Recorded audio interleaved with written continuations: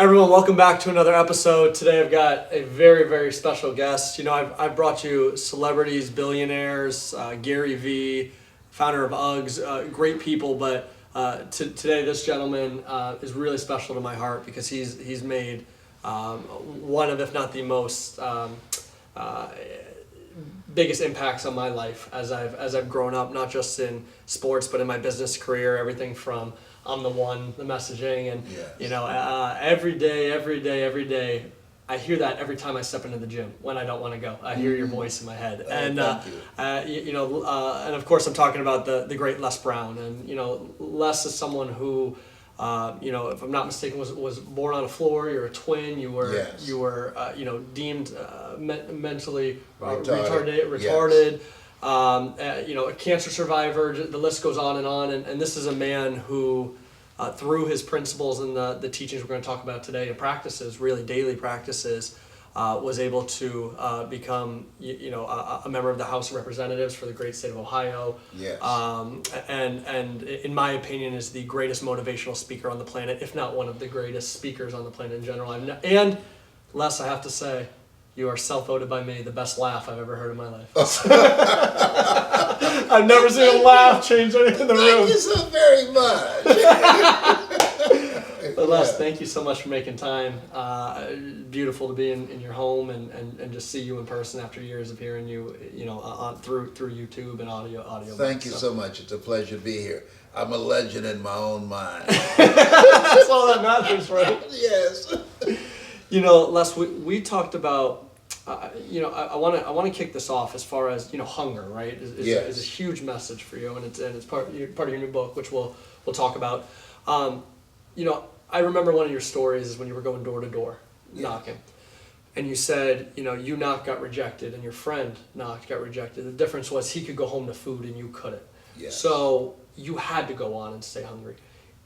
I'm curious if you step into the shoes of that other gentleman who has his needs met. How do you create that hunger? So I get it if you're in a low spot, but if you're not, how do you create that hunger in someone? I think that it's a choice. Yeah. All of us have areas of our lives that we can make a choice. I have a friend who he's lived a criminal life, and he had a hunger for the dark side. I would say, man, you know what? As many times that you've been in and out of jail, you should have found Jesus by now. Okay? I'm a person, I go to the bathroom, I leave the door cracked. Okay? Come on. I mean, being locked up is not my idea of a good time. Yeah, I agree. But he did not care. We make decisions, and our decisions make us. Yes. And I believe that there are people who say, this is where I want to go with my life. Robert Frost, and he talks about two roads diverge in a yellow wood, and then I selected the one less traveled by. And that has made all the difference. The road to life is straight and narrow, and few there be that find it, because few there be that are willing to choose that path that requires discipline, perseverance, and persistence in order to live a larger life. It's a choice. Yeah. And many people, because it's easier to go down that path, that's no resistance. I have this quote I love very much, that life is a fight for territory. And once you stop fighting for what you want, what you don't want will automatically take over. Yes. And if you go through life looking for doing and getting out of life the things you want, following the easy path, you're going to have challenges. If you do what is easy, your life will be hard. Right. But if you do what is hard, discipline yourself, monitor yourself, have accountability partners. If you do what is hard, your life will be easy. Yeah. And so most people choose the easy path, and sadly enough, they'll die before they change. Yeah. 9 out of 10. There's a book called Change or Die, and they did this study in the area of a hospital of cardiology patients who had recurring heart attacks, David Dushman, and they said to them, if you follow this program of plant-based diet, exercise, keeping stress to a minimum, social support, you will not have a recurring heart attack. But if you don't, that next heart attack will kill you. Everybody was clear on that.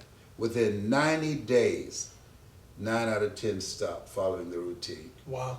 And all of them had a heart attack. The only one that did survive, was former Vice President Cheney, who was a part of the study. Yeah. So most people would rather die than choose to do what's required, to live a more expanded life, to live a life that counts and that's an asset to the world rather than a liability. Yeah. That's just the way it is. And you talk about, they choose that path because it's easier. Yes.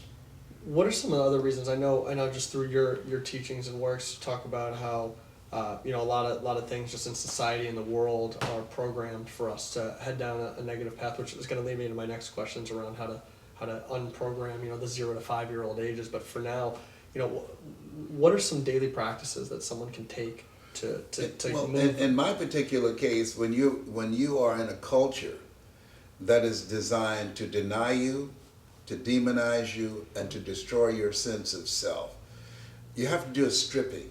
Yeah. If you're going to wax a floor, you don't just put good wax on a floor that needs to be waxed. You got to strip it first.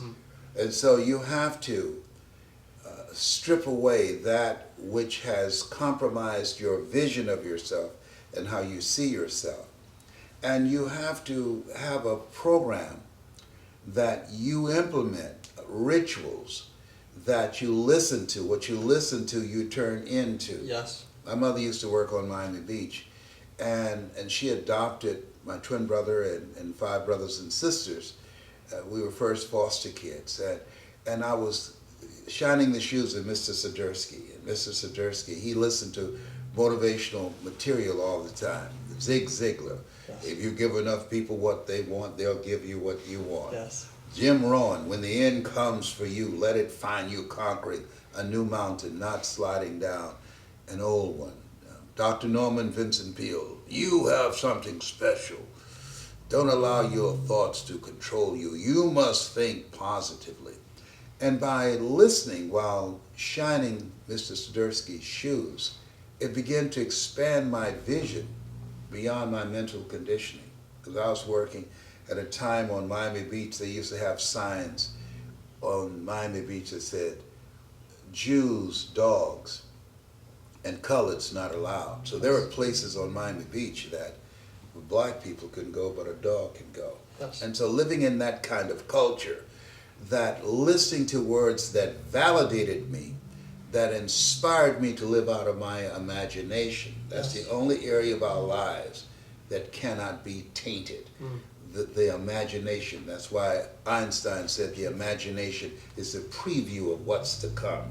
That listening to those motivational messages allowed me to hold a vision of myself outside of my circumstances, outside of the culture that had denied me and demonized me and worked tenaciously to destroy my sense of self. Yes. And empowered me to believe that it's possible. Yes. That if other people had goals and dreams they wanted to achieve, that I can have them too. Yes. If possible, that I can go from linoleum on the floor to carpet, and go from a house where fans are blowing hot air Yes. to air conditioning. Yes. It created a different kind of mindset. Yes. And so what we have to do is engage in a ritual that allow us to begin to retrain our thinking. We can't control the thoughts that come in our minds, but we can control the thoughts that we dwell on. Yes.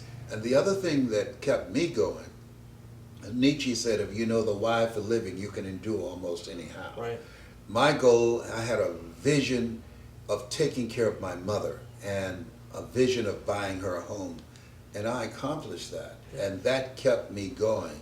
When other people were ready to stop, give up, throwing the towel on themselves, my reason of why I was doing it was my rod and staff to empower me to keep going and get excited when I was rejected, knowing that every rejection, every no brought me a step closer to a yes. Yes, I love that. You know, for me, and I didn't get a chance to share this with you before, but my why was to employ my friends and family members in my business so that they could live a happy life, and it came from me having a boss or a manager that really hurt the quality of my life because he wasn't kind or for whatever reason, right? Yes. And so that was my why. So similarly too, 16-hour days, that was my why. Mm-hmm. For I've found in my life as I've accomplished those, right? As you bought your mom a house, finding that next why sometimes was a little bit of a journey, I'll call it that, instead of a challenge. Do you have any advice on someone who maybe doesn't have their why concrete today on what they're doing?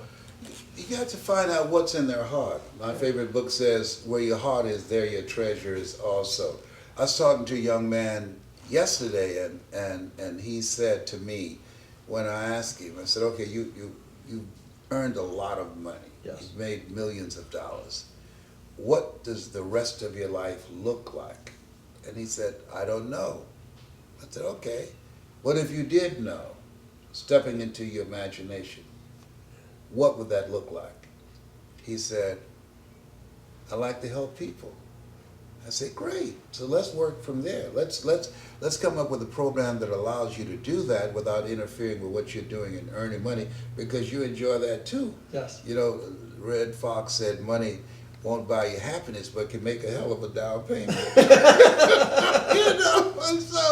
and so we're now working together to help people in different areas of Africa to get clean water, things that we Beautiful. take for granted. Yes. And also, I'm a 29-year fourth stage cancer conqueror. That's right. So helping children who are struggling with cancer, as well as adults, to know that you're more powerful than cancer. Yeah. So he now is partnering with me, and so I encourage people who have not figured out their next step, align themselves with someone that's doing something that you feel good about, that you say, you know what, I think I'd like to help that out. That's not something I'm going to give some time to, Yes. but I can volunteer as well as make a financial contribution to help to improve the quality of some people.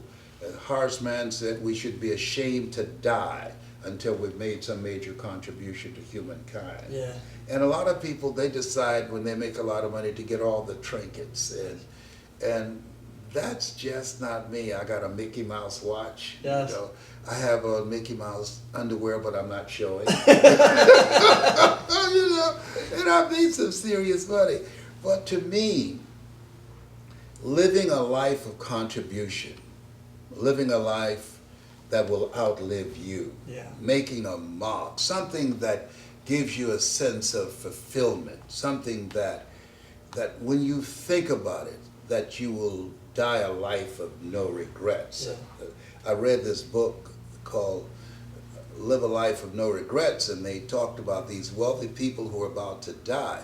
And they did not ask about all the trinkets they had. They didn't ask whether or not they got an oil change on their brand new car, or how much money the company generated that particular day. They talked about relationships. Yeah. They talked about meaning. What is this thing called life all about?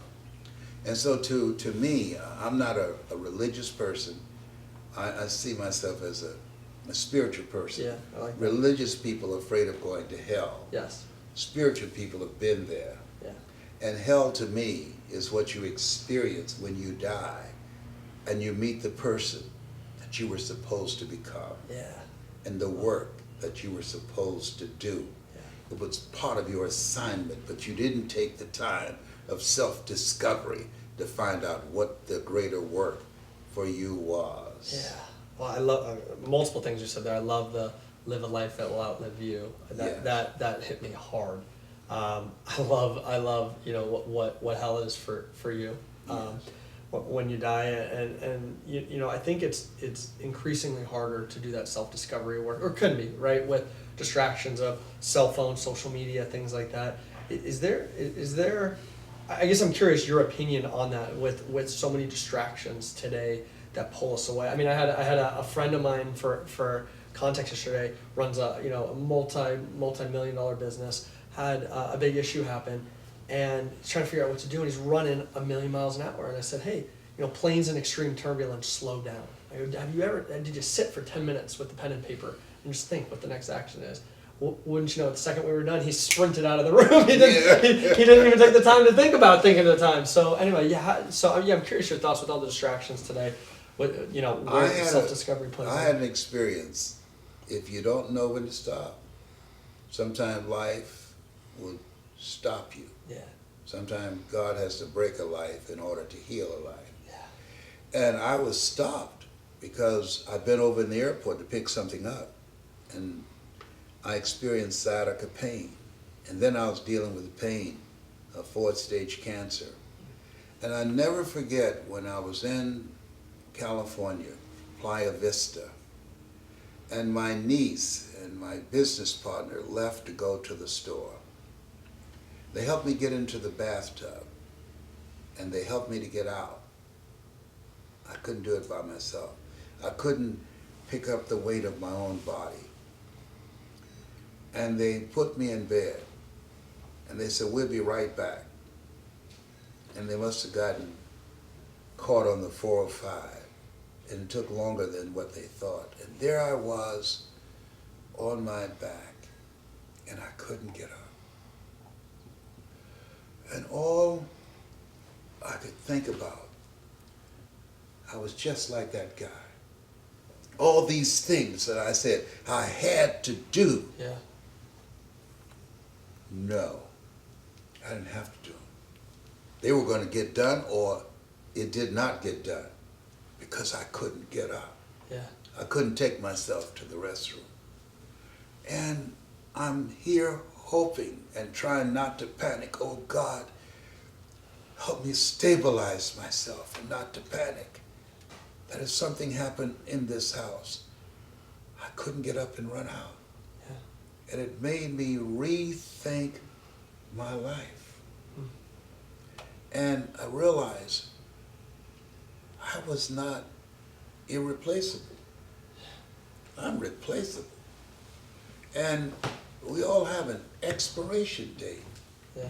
Michael Jackson said, this is it. This is the last concert I'm going to do. They spent millions of dollars on stadiums and millions of dollars on marketing. It was it, but not the it that he was thinking about. Right.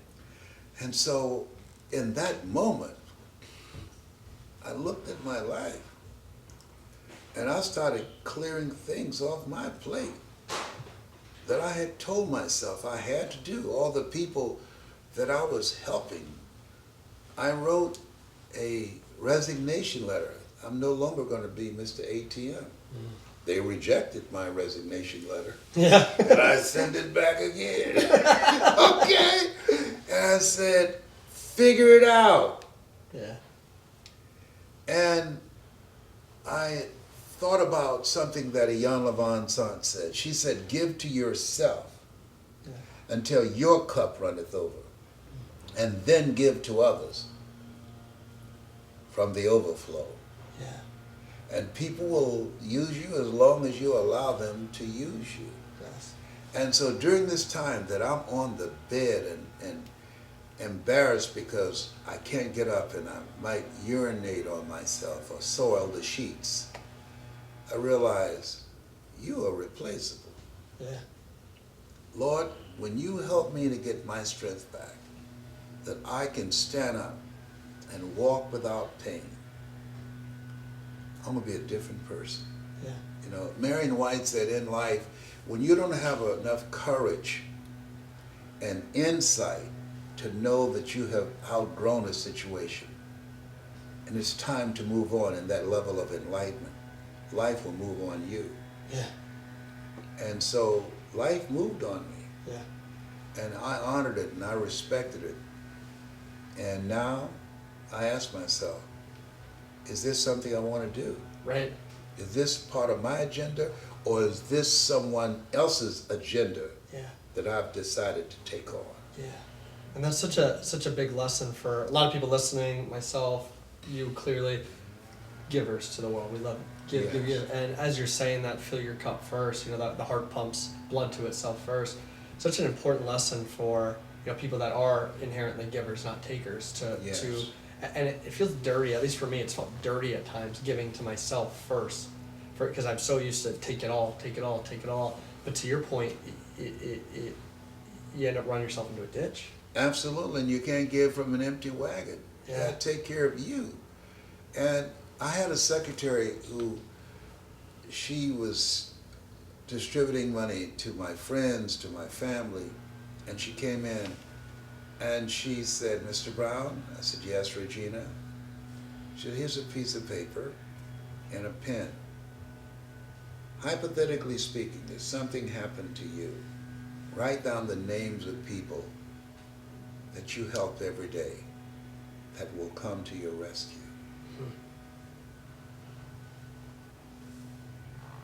I said, "Why would you ask me to do that?" She said, "I'm just curious." And I sat there with the paper in front of me. I couldn't think of anyone. Wow. The majority of the people on that paper would say, "Les, if I could, I would." Yeah. But I don't have it. Where if they had called me, if I didn't have it, I would get it. Yeah. And so everybody's in their rightful place. Their rightful place is where their thoughts have brought them. Their true place of independence, their true place of controlling their own destiny is where their thoughts can take them. And most people won't invest the focus, the energy, and the effort to live a life on their terms. Yeah. And does that come as a daily morning routine, as an evening routine, throughout the day? How does that tactically? When I get up in the morning, I say all things work together for good, for those who love God and for those who are called according to His purpose. Yes. And then I say, Lord, whatever I face today, together, you and I can handle it. And I review the goals of what I want to get out of the day. Most people get up and they just want to get through the day. Yes. And then, in addition to that, what I do is that I start thinking about what is it I need to learn today that I did not know yesterday. So, and after I recite those affirmations, and I look at the things that I want to get out of the day that I wrote the night before, and then I ask myself, what is it that I need to learn today that I did not know yesterday? Yeah. Because I believe that in order for us to make it in and out of the pandemic, one, it requires mental resolve, feeding our faith. And right now our faith is being tested. Yes. And it's easy to have faith, your bills are paid, you got a job, your business is successful, the relationships are working, the children are not driving you crazy. It's easy to have faith then. But when you have had the rug snatched out from under you, like the pandemic has done, faith not tested can't be trusted. Okay. The next thing that's very important is having relationships. My son John Leslie, who's a speaker and a coach and the president of our company, he said, always ask yourself, when you think about your relationships, who should you count on? Yeah. And who should you count out? There are people who are always there when they need you, but when you need them, you can't find them. Yes. And so this is the time that we have to look at our relationships and ask the question, what is this relationship doing to me? Yeah. Dr. Dennis Kimbrough said you earn within $2,000 to $3,000 of your closest friends. Academy Award winner Sidney Poitier said that when you go for a walk with somebody, something happens. Either they adjust to your pace or you adjust to their pace. Whose pace have you adjusted to? Yeah. And so I encourage people to look at your relationships and ask, what is this relationship doing to me? Yeah. Am I growing mentally and emotionally and spiritually and financially? Am I living a life that will outlive me? Yeah. And the next thing is that developing collaborative, achievement-driven, supportive relationships, but also practicing the principle of upgrading your communication skills. Warren Buffett, when he graduated from Harvard, the first thing he did was he invested in a communications course. I trained people on a course I trained called Hungry to Speak. And the reason is, Steve Jobs said that the storyteller is the most powerful person in the world. Yes. That if you can tell a story about yourself, about your knowledge, your skills, do a podcast that's compelling like you're doing, Yes. to make your mark for that which you believe in. That this is the attention economy, but in order to get the attention, create an experience with the attention and ignite the attention, people who don't know how to do that, they have skinny children. Yes. Okay. So you got to learn how to become an effective communicator. Yes. In order to make it in the attention economy. Hold that attention, create an experience with that attention so that you can have your place in the marketplace. Yes. You know, so mindset, relationships, OQP, only quality people, and effective communication skills. It's beautiful. And, one bias I want to rewrite for people is, I've heard you speak in the past where someone said, it was either you or a friend, you're a born or natural communicator. Yeah. And I believe your response was, is there born or natural brain surgeons? Right? You're right. Yeah, I got that from Maya Angelou. I spent a day with her. She said, it aggravates me when people say I'm a natural communicator. She said, show me a natural heart surgeon. Yes. Yeah. Which is beautiful because people listening, they go, well, I can't communicate like that. I don't know how to talk that way or tell stories. And it's a learned trait, a learned skill very much. You so. absolutely. And what you just said is key. Learned. If you're not willing to learn, no one can help you. Yes. But if you're willing to learn, no one can stop you. Yeah. I was willing to learn. Even though I was labeled educable mental retarded, even though I was a foster kid and adopted, even though I was born in an abandoned building on a floor with a twin brother, raised in poverty, I was willing to learn. Yes. You must have, I think, a curiosity about life. Yeah. And what does that larger life look like? Yeah. Plus, I'm curious if you had, and maybe it's more people talking about it, or maybe it is more prevalent. I don't know how we put our finger on the statistic, but you hear more about people suffering from anxiety, right? Yes. And having anxiety issues or panic attacks or problems. Yeah. Can you offer some kind of relief or solution for these people, or direction to point them into? Because I've myself felt it, and it's felt overpowering at times. Yes. And I feel blessed through faith and through a number of other practices to work through that, where I don't feel that often or at all anymore. But curious from your standpoint, A, if you've ever experienced anything like that, B, what you would say to someone listening who may label themselves, back to the labeled as mentally retarded, labeled as I have anxiety or I'm an anxious person, that labeling. Just curious if you have a message for those people. Ask yourself, what am I looking at? Flip Wilson, a comedian years ago, millenniums wouldn't know about this. He said, what you see is what you get. Yeah, okay? Yeah. My favorite book says, I'll give you all your eyes can see. We can't control the thoughts that come in our minds, but we can control the thoughts that we dwell on. Yeah. And so what I do, and helped me to get over anxiety, I had to discipline myself to focus on peace. We can't control the thoughts that come in our minds, but we can control the thoughts that we dwell on. When I go to get an MRI, I have to settle myself because I'm overcoming claustrophobia. Yes. And during the time that I went to get an MRI, I was married to Gladys Knight, who sang the song Midnight Train to Georgia. I used to be the conductor of the Midnight Train. Now I'm just a passenger. But through the hoopla that I was there, and they were getting autographs from her, they forgot I was in there.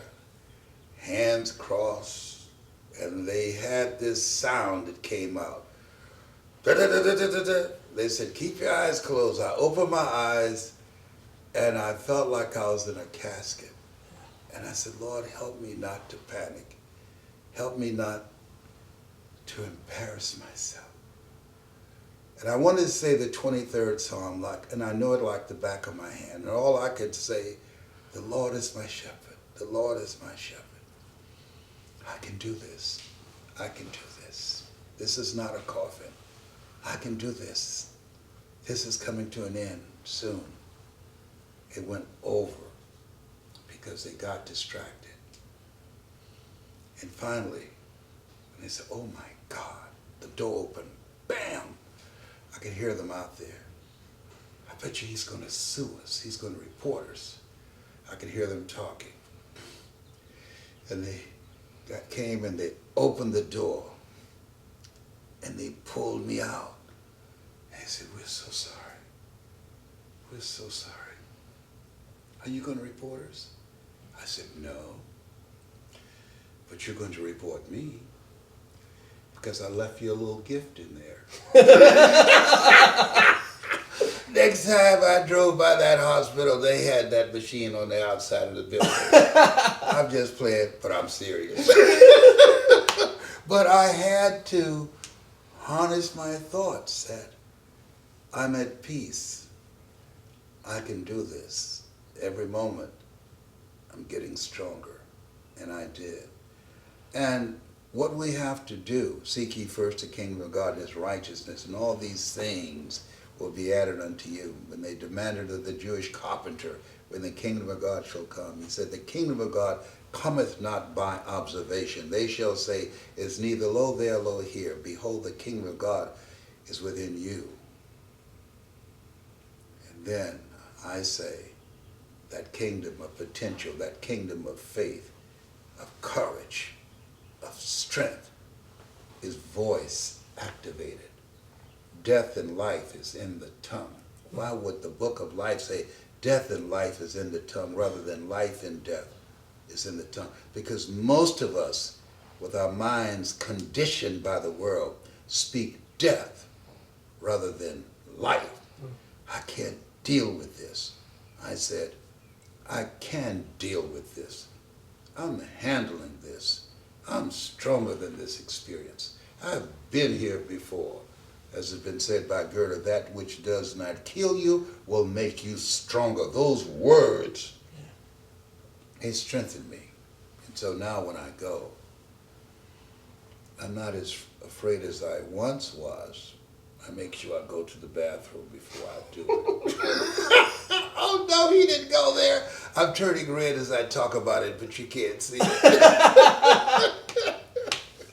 I love it. No, that's so helpful. It's that, again, back to that daily practice of self-talk, positive self-talk. Absolutely.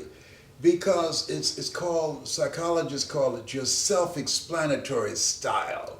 What are the things that you're accustomed to saying to yourself?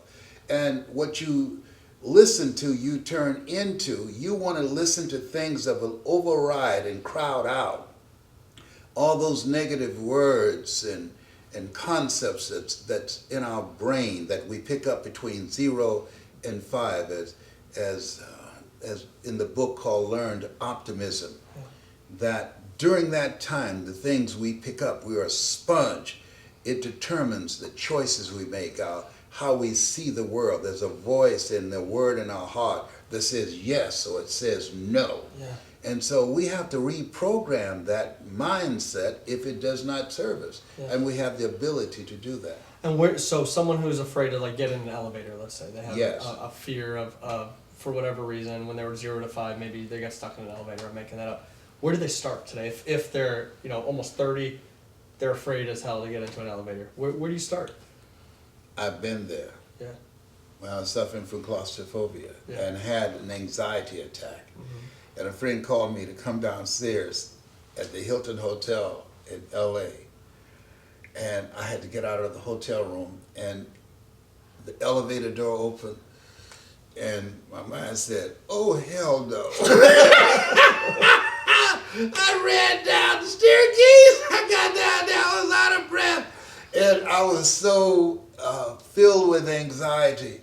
I held his hand And fortunately, a friend of mine named Dwight Pleasure, anybody coming by would have thought that we were an item. Yes. But he understood that something was up. Yes. And I said, don't move, Dwight. I said, I'm having an anxiety attack. He said, it's okay, Les. It's okay. And he stood there with me till I calmed down. Wow. But I had to say to myself over and over again, that's behind me. I'm tired of being embarrassed by this. I'm getting stronger. I'm getting better. I was invited to speak in Turkey recently. Yeah. And it's a 14-hour flight. Mm-hmm. I asked him, how long would it be? 14 hours. And I said, damn, I can't do that. I said, how much they're paying? $150,000. I said, I can't do it. Give me a Xanax. Okay, hypnotize me. I can do it. Okay, it's a work. All of us a work in progress. Yes. And we have to make a conscious, deliberate, determined effort to rule our mind. Seek ye first the kingdom. You can't have a kingdom without a king. Yeah. And kings rule, and we have to rule over our minds and our life and the choices that we make. I love that, Les. Thank you for sharing that. Last topic I'll pick your brain on, and then we'll let you get to your meeting. Is we talk about risk taking. Excuse me. Falabi on the ride over here reminded me of the story of when you were becoming a disc jockey. Yes. And helped intoxicate the individual. Yeah. Or promote it, I should say. But I mean, you've taken risks, everything from, again, running for the House of Representatives to, yes. I'm sure dozens more, if not hundreds more, excuse me. We talk about risk-taking for an individual in a world that I feel like is so afraid of repercussions of taking risks. A lot of people don't take risk because they go through life trying to play it safe. Mm-hmm. There's no safe position in life. Yeah. You can't get out of life alive. You got to die to leave here. You're going to die. Yeah. Viscard said, if you're not willing to risk, you can't grow. And if you can't grow, you can't become your best. And if you can't become your best, you can't be happy. Yeah. And if you can't be happy, then what else is there? Your comfort zone, as Brian Tracy would say, is your danger zone. When you're willing to risk to get outside of your comfort zone, there's power in pursuit. And you'll meet a part of yourself that you can never discover while hiding in your comfort zone. Yeah. And I think that we're here to grow, to take risks, to walk by faith and not by sight, to call forth those things that be not as though they were. Yeah. That's why we're here. Yeah. That's why all inventions, everything that exists, it happened twice. First in the mind, and then in the without. Yeah, for sure. And I know I said that was the last thing, but if you're speaking to someone right now who's maybe not, you and I are both men of faith, mm-hmm. Someone who's maybe not, or maybe isn't today, or along that spiritual journey yet, do you have any words of advice for them? Yes. Dr. Miles Monroe, who was a great preacher out of the Bahamas, very good friend of mine, he said something along with Dr. Howard Thurman that caused me to stay up at night. When I was first diagnosed with prostate cancer, and my PSA, which stands for prostate specific antigens, 2,400. And Dr. Golson said that cancer metastasized to 7 areas of my body. And I was reflecting on my life. And Dr. Miles Monroe said the wealthiest place on the planet is not in the Far East where there's oil in the ground. It's not in South Africa where there are diamond mines. He said the wealthiest place on the planet is the cemetery. Mm. There you'll find dreams and books and ideas and potential for greatness buried. And I thought of something that Dr. Howard Thurman wrote, who was a mentor of Dr. Martin Luther King Jr. He said, the ideal situation for a man or woman to die, have family members praying with them as they cross over.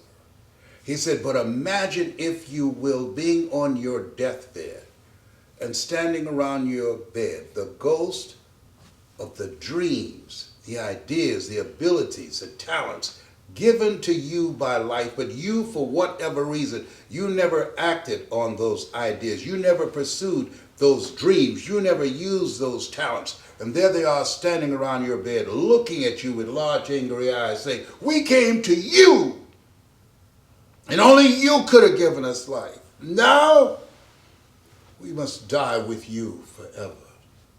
And the question is, if you die today, what dreams, what abilities, what talents, what gifts will die with you? When I read that, I made up my mind. I didn't want anything standing around my bed saying, why didn't you come for us? Denzel Washington, the great actor, he was in Los Angeles when I spoke in the church, and he decided, after hearing that, he was not just going to play good guys. He decided to expand his repertoire. I had a lady who had dropped out of school. She had an idea of going to law school.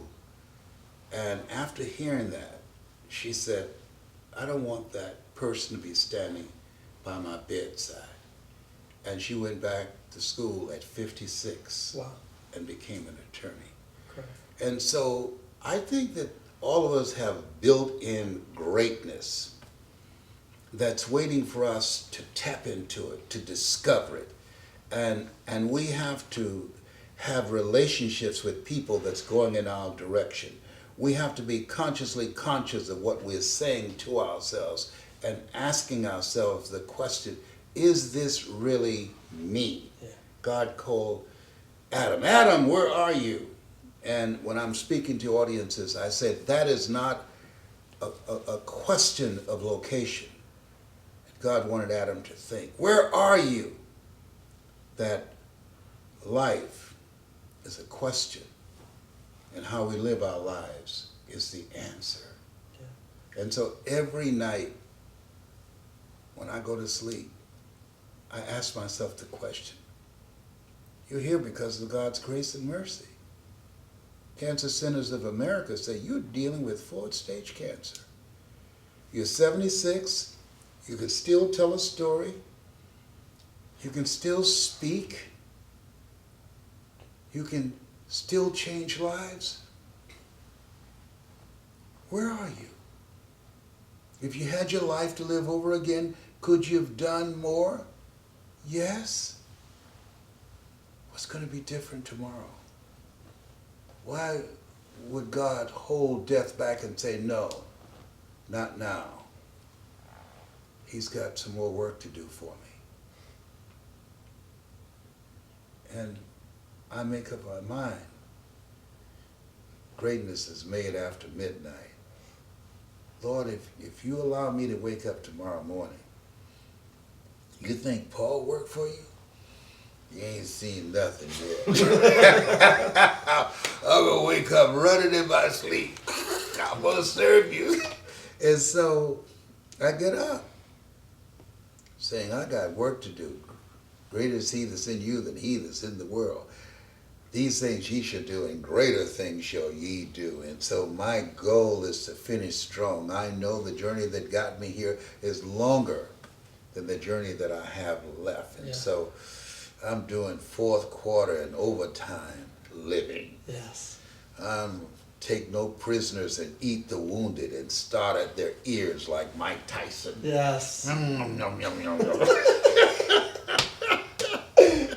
And I enjoy myself and laugh at myself. I'm a 35-year-old man trapped in a 76-year-old body. I couldn't tell. Well, Les, I can't tell you how much I appreciate you doing the work you did today and helping so many, hopefully hundreds of thousands, if not millions of individuals, not just with our podcast episode, but helping with our company and just everything you're doing, that you've done in my life and millions, if not hundreds of millions of others. So thank you for everything.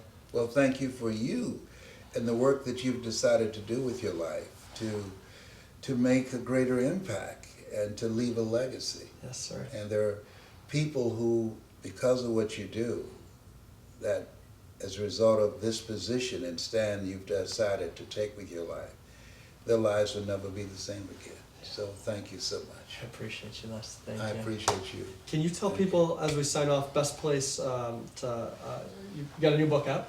Yes. Tell us about the book and best place to follow your work outside of just the YouTube search that I do every morning. I would like to encourage all of you to go to hungrytospeak.com and get the gold package, because my goal, you learn, you earn, you pass it on. And I think that in order for us to create a different kind of world, we need people who can speak to love, to harmony, to purpose, to legacy. And if that's you, if you can hear me not in your ears, because deaf people don't listen to programs like this. They don't listen to iPads, all right? iPods or podcasts. They listen to things that can help them to get to that next place. We would encourage you to use your voice and your story to make a difference in life, to make your life count, to make your mark. And you can go on Amazon and get my book entitled, You Gotta Be Hungry, The Greatness Within to Win. This is Mrs. Mamie Brown's baby boy and Dorothy Bell Rucker's pride and joy. I've got two mothers and I'm not ashamed. I've got two mothers and I love them just the same. You can handle the John Legend voice. Hello. Oh, behave. Bye for now. I love to make you laugh. I gotta shake your hand. I appreciate you, Les. This was amazing.